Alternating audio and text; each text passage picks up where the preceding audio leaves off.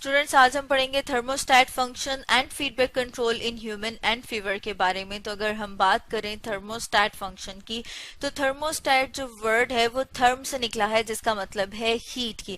और क्योंकि हम इसे ह्यूमंस में स्टडी करें, इंसानों में स्टडी करें, तो हम ये देखेंगे कि जो ह्यूमंस हैं वो अपनी बॉडी की हीट को, अपनी बॉडी के टेम्परेचर को किस तरह से रेगुलेट करते हैं। जो बॉडी का एक मैकेनिज्म है जिसे कहा जाता है होम्योस्टेसिस। होम्योस्टेसिस जो है वो क्या करता है, वो बॉडी की इंटरनल कंडीशंस को मेंटेन करता है।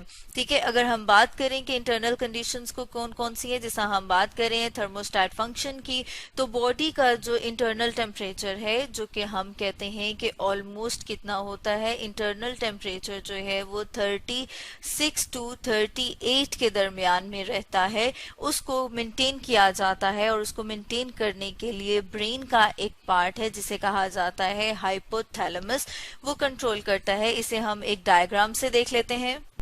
जैसे इस डायग्राम में आपको दिखा रहे हैं कि ये एक ब्रेन है, ब्रेन का एक पार्ट है हाइपोथैलेमस, और वो जो पार्ट है वो एक्ट करता है as a homeostatic thermostat. Homeostatic thermostat का मतलब ये है कि वो बॉडी में जितने भी टेम्परेचर से रिलेटेड चेंजेस हैं उनको डिटेक्ट करता है, और डिटेक्ट करने के बाद फिर वो बताता है कि उनको कैसे फर्दर रेगुलेट करना है। मतलब अगर इम्बैलेंस हो गया है टेम्परेचर में, और फिर उसको वापस सेट पॉइंट पे कैसे लाया जाए। सेट पॉइंट किसे कहेंगे, जैसे हम कह रहे हैं कि वो रेंज जो कि नॉर्मल है, ठीक है, उसे कहा जाता है सेट पॉइंट। तो अगर हम बात करें होम्योस्टेटिक थर्मोस्टेट की, तो जैसे आपने देखा होगा कि घरों में गीजर्स लगे हुए होते हैं और गीजर्स के ऊपर एक थर्मोस्टेट पॉइंट होता है।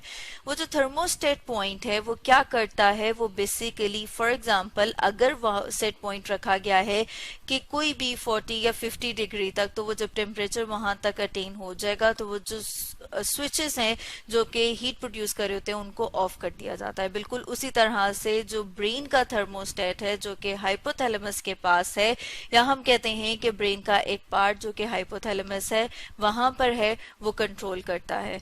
और अगर हम बात करें कि वो फर्दर कौन कौन सी रेगुलेटरी स्ट्रेटजीज हैं, वो कौन सी हिकमत अमली हैं जिनको वो अपनाता है, तो ये हमारे सामने एक और डायग्राम है। इस डायग्राम में अगर हम देखें तो ये हमें नजर आ रहा है कि जो होम्योस्टेसिस है, जो कि बैलेंस है, अगर वहां से इम्बैलेंस हो जाए मतलब ये कि स्टिमुलस आया। स्टिमुलस क्या है, कोई भी चेंज जो कि हम कह रहे हैं कि एक्सटर्नल या इंटरनल एनवायरनमेंट में आता है, उसकी वजह से क्या होगा, बॉडी का टेम्परेचर राइज कर जाएगा। जब बॉडी का टेम्परेचर राइज कर गया तो अब वो बैलेंस से किस स्टेट में आ गया, वो इम्बैलेंस स्टेज में आ गया। और इस इम्बैलेंस को डिटेक्ट करते हैं रिसेप्टर्स। वो रिसेप्टर्स कहाँ प्रेजेंट है, वो रिसेप्टर्स प्रेजेंट है स्किन में और ब्रेन में। फिर उन रिसेप्टर्स को डिटेक्ट करके एफरेंट पाथवे के जरिए से मैसेज भेजा जाता है कंट्रोल सेंटर। कंट्रोल सेंटर जो हम कह रहे हैं कि जो थर्मोस्टैट जो कि ब्रेन में प्रेजेंट है वो डिटेक्ट करता है, और डिटेक्ट करने के बाद इफरेंट पाथवे से क्या करेगा, वो मैसेज भेज देगा इफेक्टर्स को।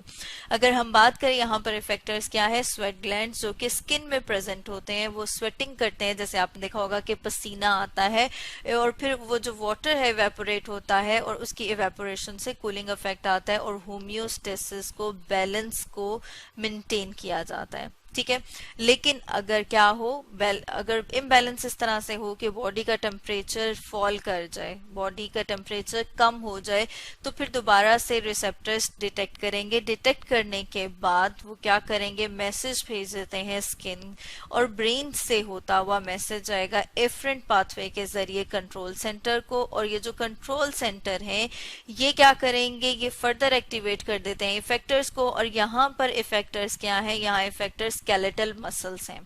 जैसे आप ये देख रहे हैं डायग्राम में कि क्या स्टार्ट हो जाती है, शिवरिंग, जिसे हम कहते हैं कांपना। आपने देखा होगा कि सर्दियों में खुद से कपकपाहट स्टार्ट हो जाती है, जिसमें हम कहते हैं कि स्केलेटल मसल जो है वो रिलैक्स और कॉन्ट्रैक्ट करना शुरू हो जाते हैं। और उनकी रिलैक्सेशन और कॉन्ट्रैक्शन की वजह से जो बॉडी का टेम्परेचर है वो राइज कर जाता है। और जब बॉडी का टेम्परेचर राइज कर जाएगा तो दोबारा से होम्योस्टेसिस मतलब बैलेंस को मेंटेन कर दिया जाएगा। और जैसे हम ऊपर बात कर रहे थे कि हम फीडबैक की बात करेंगे, तो फीडबैक ये है कि जब दोबारा से बैलेंस मेंटेन कर लिया गया, सेट पॉइंट अचीव कर लिया गया, तो इफेक्टर्स जो हैं जिन्हें हम कह रहे हैं कि वो स्केलेटल मसल्स जो कॉन्ट्रैक्ट कर रहे थे, अब उनकी कॉन्ट्रैक्शन स्टॉप हो जाएगी। ठीक है, इसी तरह यहाँ पर जो इफेक्टर्स है, स्वेट ग्लैंड जब मेंटेन कर लिया जाता है टेम्परेचर को, तो फिर वो स्टॉप कर जाते हैं। मतलब ये कि जो कंट्रोल सेंटर हैं वो दोबारा से मैसेज को रिसीव करते हैं कि अब बॉडी का टेम्परेचर नॉर्मल हो गया है। तो अब ये जो मैकेनिज्म है जिनको स्टार्ट किया गया था, लाइक यहाँ पे मैकेनिज्म स्टार्ट हुआ था स्वेट ग्लैंड्स का, यहाँ पर मैकेनिज्म स्टार्ट किया था शिवरिंग का, जिसमें स्केलेटल मसल्स कॉन्ट्रैक्ट करते हैं, अब इनको स्टॉप कर दिया जाए बैलेंस के मेंटेन होने के बाद। ठीक है, इसी तरह से अगर हम बात करें फीवर की, तो फीवर क्या है? फीवर वो चीज है जिसमें बॉडी का टेम्परेचर जो है वो राइज कर जाता है। क्योंकि हम यहाँ पर थर्मोस्टेट की बात कर रहे हैं, तो जब बॉडी का टेम्परेचर नॉर्मल से इंक्रीज कर जाए, अगर हम ह्यूमन बॉडी टेम्परेचर की बात करें, वो कितना है? ह्यूमन का नॉर्मल बॉडी टेम्परेचर 37 है।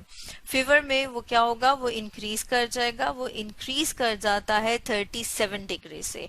फीवर को क्या कहा जाता है? फीवर को जो है वो पायरेक्सिया भी कहा जाता है। और फीवर होता किसके रिजल्ट में है? फीवर जो है वो कोई भी जब पैथोजन जो है वो डिजीज कॉजिंग एजेंट है, वो कोई वायरस भी हो सकता है, वो कोई बैक्टीरिया भी हो सकता है, जब बॉडी का कांटेक्ट होता है किसी भी पैथोजन के साथ, मतलब ये कि किसी भी वायरस या बैक्टीरिया के साथ, तो फिर उसमें एक मैकेनिज्म स्टार्ट हो जाता है। और वो क्या है? वो ये कि उसके जो ब्लड सेल्स हैं, स्पेशली हम कहते हैं कि जो व्हाइट ब्लड सेल्स हैं जिन्हें लिकोसाइट्स कहा जाता है, वो एक्टिवेट हो जाते हैं। और वो एक्टिवेट होने के बाद जो सेट पॉइंट है उसको इंक्रीज करते हैं। सेट पॉइंट किस तरह से इंक्रीज किया जाता है? एक केमिकल है जिसे कहा जाता है पायरोजन।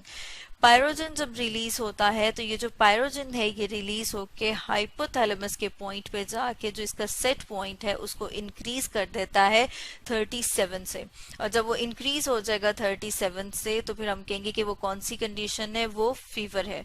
और फिर फीवर क्या करता है? फीवर जो है उसकी वजह से डिफेंसिव मैकेनिज्म स्टार्ट हो जाते हैं जो बॉडी को फिर आगे हेल्प करते हैं मुख्तलिफ बीमारियों से लड़ने के लिए।